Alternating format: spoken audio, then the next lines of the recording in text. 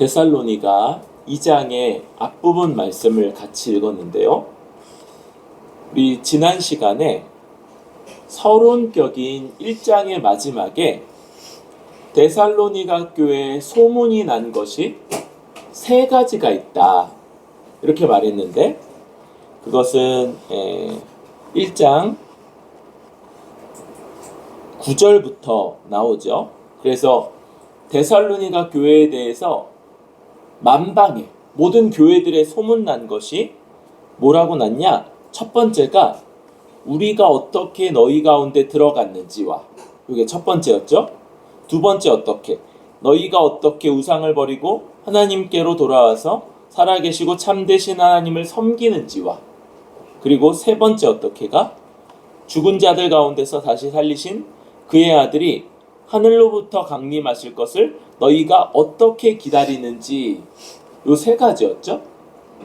데살로니가 2장부터 나오는 이 본론부가 요 세 가지 내용을 다루고 있고, 오늘 2장 12절에서 다 끝나는 건 아니지만 2장 앞부분은 바로 우리가 어떻게 너희 가운데 들어갔는지, 그 내용이 지금 처음에 나타나고 있는 걸 보게 돼요.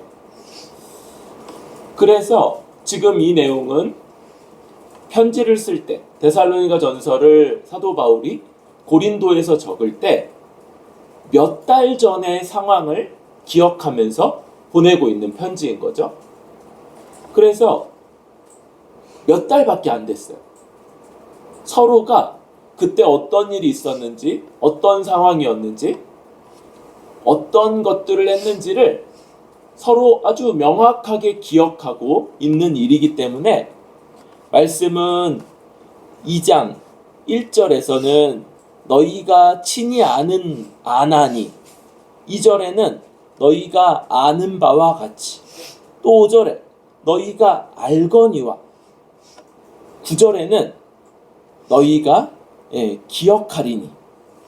그래서 지금 너희가 알고 다 기억하고 있는 그 몇 달 전의 상황, 그것을 배경으로 해서 바울은 데살로니가 교회에 어떤 내용들을 보내고 있는 것을 보게 됩니다. 가장 먼저 그 내용은 먼저 1절부터 4절까지 보면 들어간 상황을 놓고 그들에게 말하고 있는데, 우리가 너희에게 들어간 것이 헛되지 않았다. 헛되지 않았다가 이 부분의 가장 중심적인 내용이에요. 데살로니가에서 우리 기억이 나죠? 사도 바울이 몇 주 만에, 한 달 정도 만에 거기서 쫓겨났고요. 또 베레아까지 쫓아온 사람들 때문에 다시 아덴으로 급히 가게 되는 그런 일들을 겪었는데, 그것이 헛되지 않았다, 이렇게 말해요. 2절에는 데살로니가에서 겪은 고난만 아니라 그 전에 겪은 고난, 어디였어요? 빌립보였죠. 빌립보에서 고난과 능욕을 당하였으나, 그래서 사도 바울이 데살로니가에 들어갈 때 빌립보에서 흠씬 맞고 감옥에 갇혔다가 그 다음날 사도 바울과 실라가 로마인인 걸 알고 급하게 자신들의 이 잘못을 감추고자 급하게 떠나기를 부탁하고, 그리고 떠나는 걸 확인까지 했죠. 그렇게 해서 들어가게 된 곳이 데살로니가이기 때문에 멀쩡한 상태가 아니었어. 대단히 연약하고 또 여전히 상처가 낫지 않은, 아물지 않은 상태였죠. 그런데 그런 가운데 2절에서는 많은 싸움 중에 그 복음을 너희에게 전하였다, 이렇게 말합니다. 이들이 사도 바울 일행이 데살로니가에 갔을 때 그것이 아주 좋은 상태가 아니라 맞고 갇히고 그랬던 상처들을 가진 상태, 그런 싸움들 가운데 복음을 전했는데, 3절 그렇게 복음을 전한 것은 간사함이나 부정에서 난 것이 아니고 속임수로 하는 것도 아니라라고 말합니다. 여러분, 데살로니가가 고 북그리스, 마게도냐라고 하는 지역의 수도라고 그랬죠. 그리고 이쪽 지역에는 자기의 철학이나 자기의 사상을 가르치면서 사람들을 자기를 쫓게 하려고 여기저기 돌아다니는 그런 철학자들 혹은 스승들, 이런 사람들이 많이 있었어요. 지금 바울이 그런 사람들과 대조하면서 그런 사람들의 주된 목적이 되는 간사함, 부정, 속임수, 이런 것과 달리 자신은 그런 것들이 아니었다, 이렇게 말하죠. 이 내용은 뒤에 한 번 더 다시 한번 나타나요. 그럼 뭐냐? 그럼 뭐를 했냐? 4절 한번 같이 읽어보겠습니다. 시작. 오직 하나님께 옳게 여기심을 입어 복음을 위탁받았으니 우리가 이와 같이 말함은 사람을 기쁘게 하려 함이 아니요 오직 우리 마음을 감찰하시는 하나님을 기쁘시게 하려 함이라. 지금 자신들을 그 동기에 있어서는 사람을 기쁘게 하는 것이 아니고 하나님을 기쁘게 하기 위함이다. 우리 지난 본문이었던 갈라디아서에서도 사도 바울이 내가 사람을 기쁘게 하려고 그랬다면 왜 고통받았겠냐? 왜 이렇게 고난이 심각했겠냐? 오직 하나님을 기쁘시게 하려는 목적으로 했다. 이런 것들을 강조하는데, 그 동기에 있어서, 복음을 전하는 동기에 있어서 하나님을 기쁘시게 하는 것, 이걸 이야기하고, 그럴 때 그 자격 조건, 여러분, 저 순회하는 저 철학자들, 선생들, 그런 사람들은 뭐가 그들의 어떤 자격이 되냐면 인기, 많은 사람들이 자신들을 추종하는 것, 이런 것이 그들에게 있어서는 중요한 가치가 되는 것과 달리, 그들은 그죠, 막 매맞고 상처투성인데 매력도 별로 없는데 뭐냐? 하나님께 옳게 여기심을 입어 복음을 위탁받은 것, 복음을 위탁받은 것, 이것이 그 복음을 전할 수 있는 자격이었다, 이렇게 이야기를 하고 있는 거예요.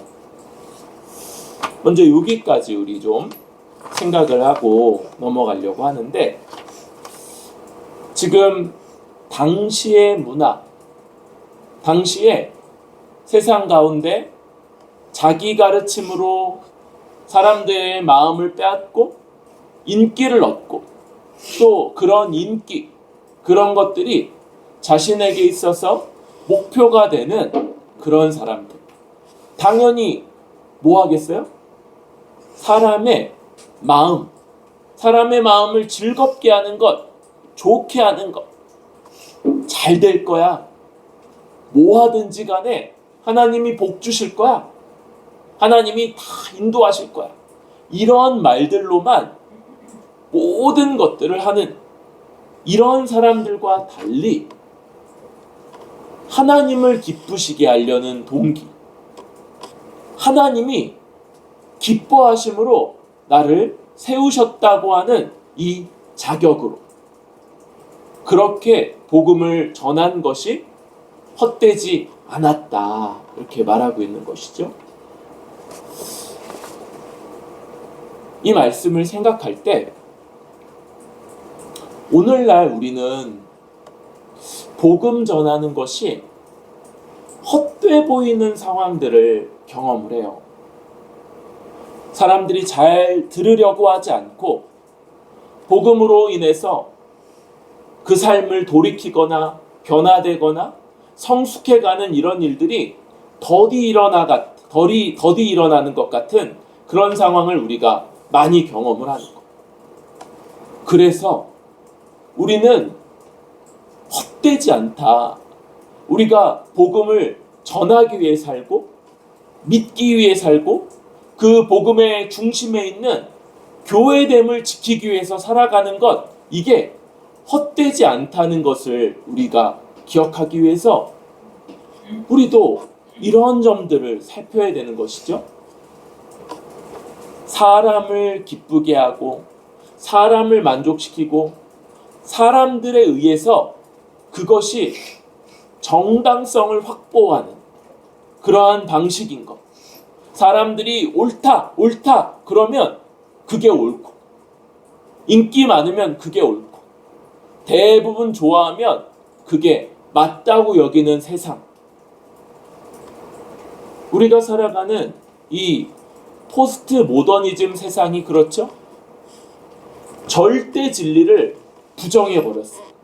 절대 진리, 그거 옛날에는 인정했을지 모르지만 그런 거 없잖아. 그런 게 어딨어. 그러니까 아무도, 모든 사람이 인정하고 추구할 만한 것들을 인정하지 않고 뭐만 있는 거예요? 인기 있는 진리. 더 많은 사람들이 따르는 것밖에는 없는 거예요. 그러나 우리는 어떻습니까? 다시 우리가 복음을 전하려고 하는 것, 복음을 믿는 것, 그리고 복음에 따라 교회로서 살아가는 것이 하나님이 기뻐하시는 거다. 환난이 있고 대가를 지불해야 되고 힘들죠? 여러분, 우리 같이 한 몸, 한 가족 공동체로서 살아가는 교회는요, 더 힘든 면이 있어요. 너무 가까이 있는 고슴도치 같다고 그랬죠? 그래서 서로의 가시에 서로 찔리고 상처받는 일을 피할 수가 없는 거예요. 멀찍이서, 네, 형도님, 자매님, 네, 잘 지내시죠? 네, 다음에 언제 한번 봬요? 뭐 이렇게 아주 형식적이고 그런 관계로만 맺었다면 서로 그렇게 상처 주거나 아플 일이 별로 없는데, 모난 사람들이 딱 붙어서 한 몸이다 그러니까 찔리고 아프고 상처받는 일들이 있다고 그랬죠. 그래서 오랜만에 뭐라고요? 상처 주는 놈보다 상처 받는 놈이 더 나쁘다. 우리 그쵸? 상처, 왜? 그게 이상하다고 여기는 거예요. 아니, 우리가 한 몸 한 가족으로 살도록 부름받은 거, 그게 서로가 주는 상처, 그런 것들을 너 왜 나한테 상처 줬어? 네가 와서 약 바르고 네가 붕대 싸매고 내 마음이 풀릴 때까지 네가 사과해야 돼가 아니고, 물론 고의적이거나 악의로 한 것들에 대해서는 사과를 해야 되겠죠? 그런데 그것만 아니고 우리의 인격이 부족하고 우리의 성품이 모나고 연약해서 온갖 방식들로 자기도 알지 못하는 채 상처 주는 일들이 있는 거예요. 그것들을 그 상대방이 의도하지 않았다는 것만 확인하면 내가 감당하고 갈무리하고 살아가는 것. 왜요? 왜 우리가 그렇게 한다고요? 그걸 하나님이 기뻐하신다. 하나님이 기뻐하신다. 그리고 그리하도록 하나님이 기뻐하셔서 우리를 그렇게 하도록 택하셨다는 것. 이것을 우리가 기억해야 되고 붙잡아야 되는 것이죠. 그럴 때 여러분, 대단한 일들이 벌어지거나 교회가 막 커지거나 뭐 그러지 않아도 뭐라고요? 헛되지 않다. 그렇게 살아가는 것, 그렇게 애쓰는 것, 수고하는 것 헛되지 않다. 우리 같이 한번 해볼까요? 시작. 헛되지 않다. 헛되지 않다. 이거 공허한 것 아니고 무가치한 것 아니고 하나님을 기쁘시게 하려는 목적이고 하나님이 우리를 택하셔서 행하는 일로 가치 있고 귀한 일이다. 이거 싸울 만한 싸움이고 싸워 볼 가치 있는 그러한 싸움이다. 이걸 우리가 믿음으로 붙잡고 나아갈 수 있기를 바랍니다. 그럴 때 5절부터 보면 너희도 알거니와 우리가 아무 때에도 아첨하는 말이나 탐심의 탈을 쓰지 아니한 것을 하나님이 증언하시느니라. 또 6절은요. 또한 우리는 너희에게서든지 다른 이에게서든지 사람에게서는 영광을 구하지 아니하였노라. 아까 얘기했던 그 순회 철학자들, 전도자라고도 할 수 있고요. 그런 사람들이 배경이 되죠. 그런 사람들을 움직이게 하는 두 가지 주된 목적이 하나는 5절에 나오는 탐심. 그래서 뭐합니까? 사람을 좋게 만들어줘야 되잖아요. 그러니까 아첨. 듣기 원하는 것. 저 사람을 잘 보고 이런 것도 하나의 능력이기도 해요. 잘 관상을 보고 그리고 저 사람이 지금 듣기 원하는 말, 저 사람 좋을 말, 저 사람이 아멘 좀 그럼 옳소이다 이렇게 말할 법한 그러한 말. 그런데 목적이 뭐라고요? 탐심, 경제적인 이득을 얻고자 하는 욕망이고, 탐심은 두 가지가 있어요. 하나는 지금 갖고 있는 것보다 더 많은 것을 가지려는 욕망이기도 하고, 또 우리 십계명에서 뭡니까? 내게 없는 것, 타인에게 속한 것을 갖고자 하는 욕망, 이런 것이 이제 탐심의 두 갈래죠. 그런 것들이 이 대표적으로 사람을 즐겁게 하고, 사람을 즐겁게 하기 위해서 그 방식으로 아까 얘기했던 간삼, 부정, 속임수 이런 방식으로 아첨하는 사람들, 그런 사람의 한 가지 목적이 요 탐심이다. 탐심. 또 하나는 뭡니까? 어떤 사람들은요, 물질적인 것 이런 것들에 그렇게 마음이 없는 사람들도 있어요. 뭘 더 많이 갖고 뭘 소유하고 먹고 마시고 즐기고 이런 것들에 크게 마음이 동이지 않는 사람들.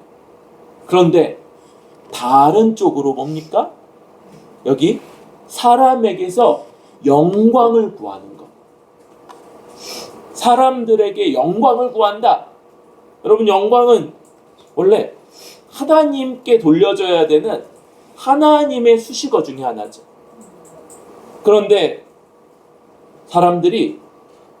다른 사람들이 자신을 추앙하고 높이고 자신을 따르고 그걸로 경제적인 이득, 물질적인 이득을 추구하지 않더라도 그렇게 사람들의 추앙, 사람들의 높임, 이러한 것들, 존경, 추켜세움, 이런 것들이 목표가 되는 그런 일들이 있는 거예요.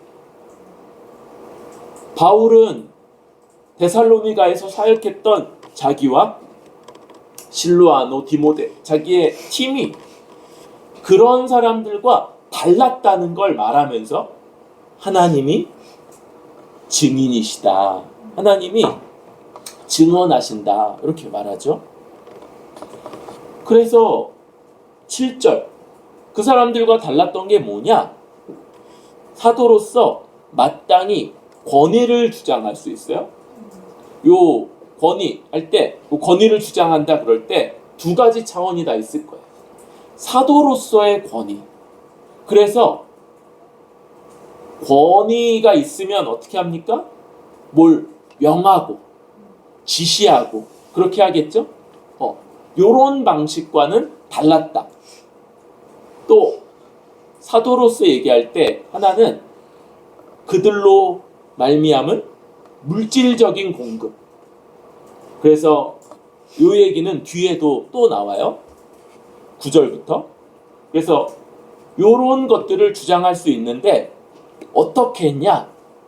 너희 가운데 유순한 자, 지금 권위로 지시하고 명령하는 것과는 대조되는 개념으로 유순함으로 유모가 자기 자녀를 기름과 같이 했다. 여기 유모 그러니까 약간 어색한 면이 있는데 엄마가 자기 자식을 젖 먹여서 기르는 장면, 이런 것들을 연상하면 돼요. 자기 자녀를 젖 먹여 기르는 엄마의 그 유순함, 온화함. 어떻게 합니까? 뭐 다 맞춰주죠.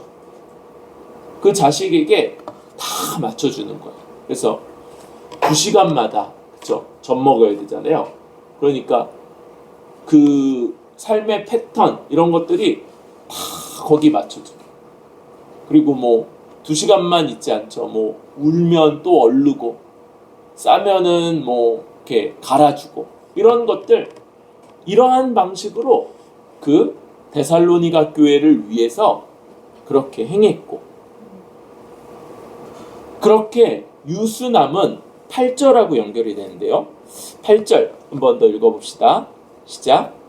우리가 이같이 너희를 사모하여 하나님의 복음뿐 아니라 우리의 목숨까지도 너희에게 주기를 기뻐함은 너희가 우리의 사랑하는 자 됨이라.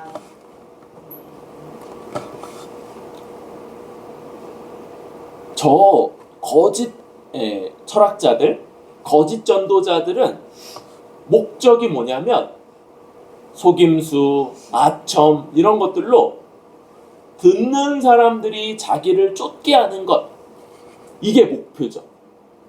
그런데 바울 일행은 너희를 사모했다. 마지막에는 똑같은 말, 너희가 우리의 사랑하는 자가 되었다. 사모하고 사랑하는 자 되었다. 이렇게 하면서 우리가 너희를 사랑했어. 그런데 그래서 어떻게 합니까? 가장 중요한 하나님의 복음을 주었을 뿐 아니라 우리의 목숨까지도 너희에게 주었다. 목숨은 어떻게 주나요? 이런 것들인 거죠. 그 상대방에게 자기 자신을 맡겨서 자기의 처분, 자기들을 어떻게 대하든지 거기에 저항하거나 그러지 않고 그냥 거기에 순전히 자신을 맡기는 모습, 이것이 생명까지 너희에게 주기를 기뻐했다. 이렇게 이야기를 하고 있는 거예요. 여러분, 우리가 사도 바울이 데살로니가 교회를 향해서 이렇게 행했던 것들이 우리에게도, 여러분 우리도 다른 사람들을 맞춰주기도 하고, 뭐 직업상, 그쵸? 서비스업은 그렇게 맞춰줘야 되죠. 다른 사람에게 그들이 결국 나에게 더 큰 유익을 주도록 하기 위해서 잠깐 동안 아첨하거나 이런 것도 그들에게 맞추는 거예요.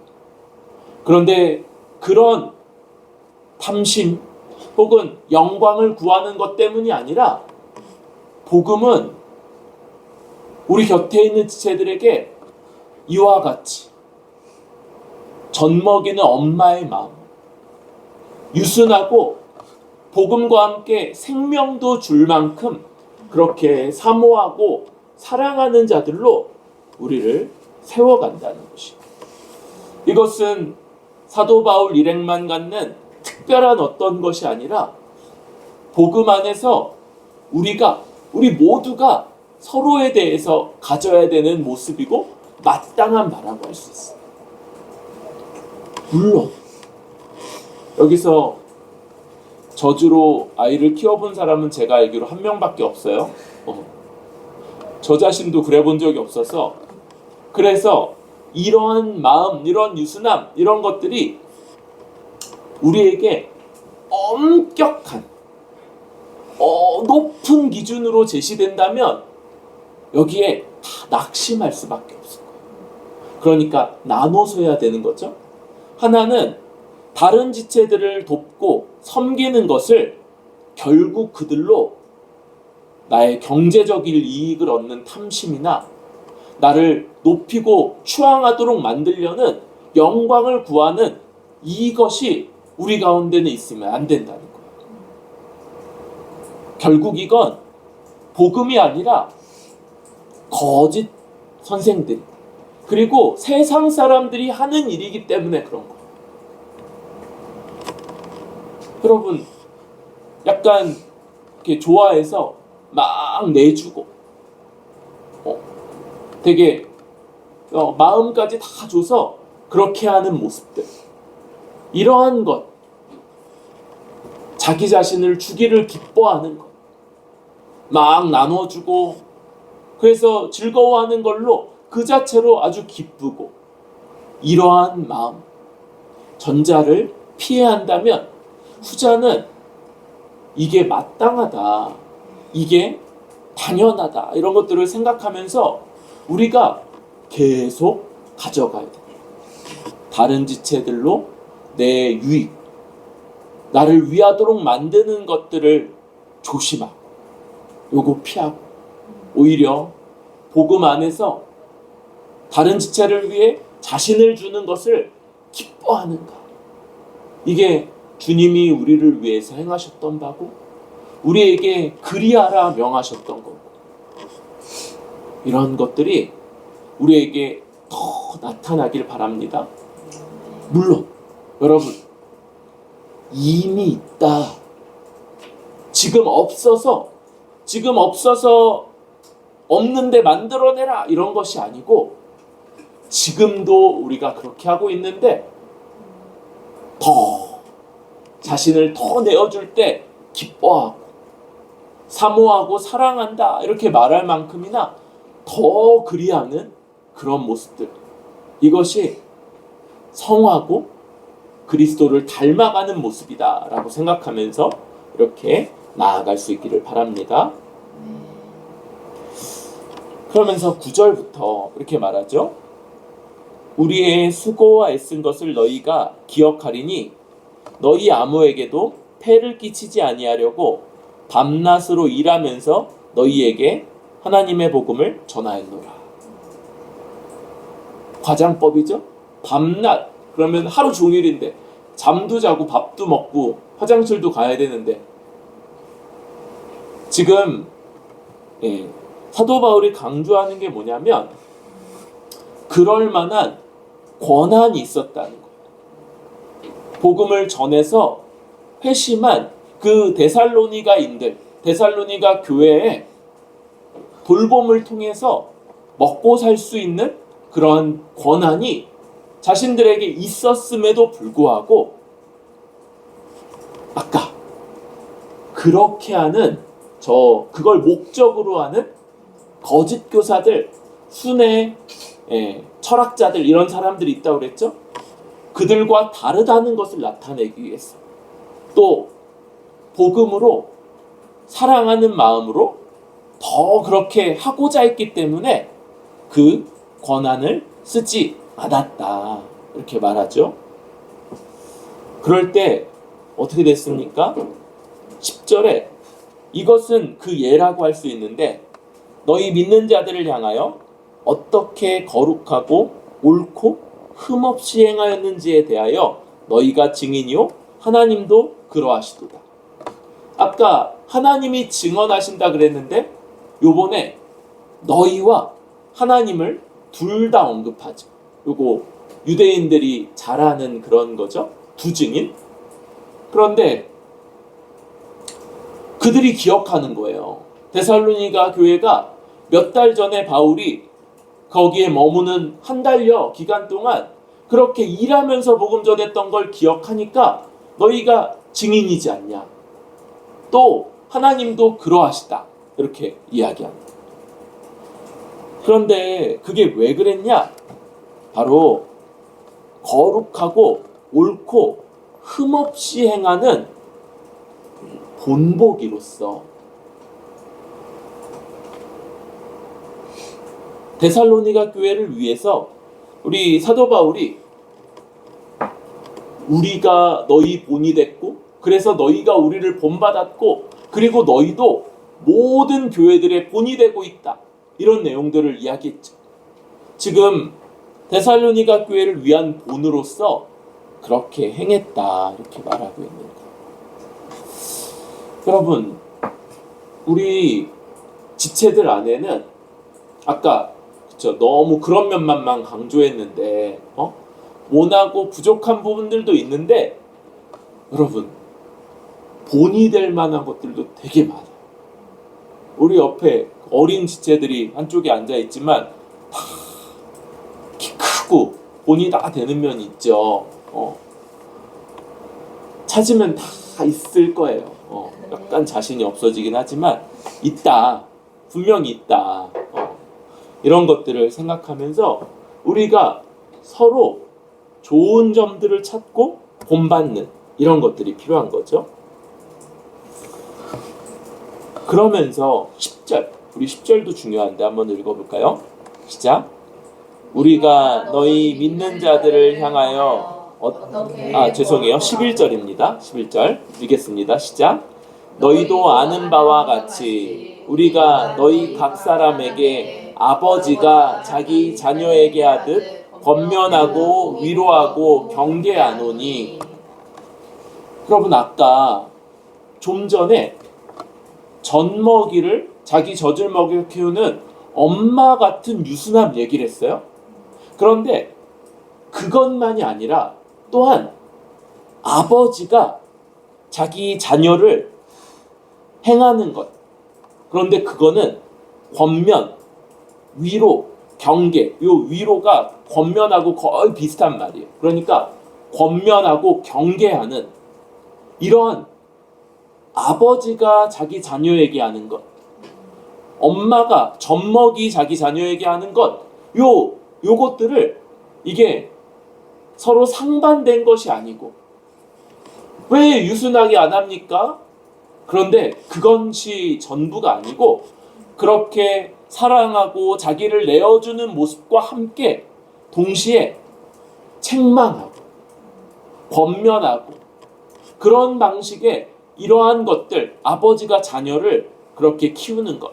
당시에는 이 부모가 특별히 아버지가 자녀를 향해 매를 드는 일들은 아주 흔한 일이었어요. 그런 방식으로 강하게 책망하거나 권면하는 것들 역시도 사도 바울이 물론 매를 들진 않았을 거지만 데살로니가 교인들을 향해서 행했는데 목적 12절 한번 읽어볼까요? 시작. 이는 너희를 부르사 자기 나라와 영광에 이르게 하시는 하나님께 합당히 행하게 하려 합니다. 여러분 이게 그 목적인 거예요. 유순하고 맞춰주고 그렇게 하는 이것도 또 매를 든 아버지처럼 책망하고 또 강하게 권하고 경계하는 이러한 것도 그 목적이 하나님께 합당히 행하는 것, 우리를 부르신 하나님께 합당히 행하는 것이 우리의 목적이고, 여러분 우리가 지체들에게 사랑하며 잘 맞춰주는 것들 동시에 또 어떤 경우 책망도 하고 권면도 하고 그리고 죄에 대해서 회개하기를 요청하기도 하고 이러한 것들은 다 하나님을 기쁘시게 하려는 목적. 지금 하나님이 부르신 사람들이니 하나님께 합당히 행해야 된다. 하나님 앞에서 합당히 행하도록 하는 것, 이것이 우리가 권면하고 책망하고 또 때로는 회개를 요청하는 이러한 일들의 목적이 되는 것이죠.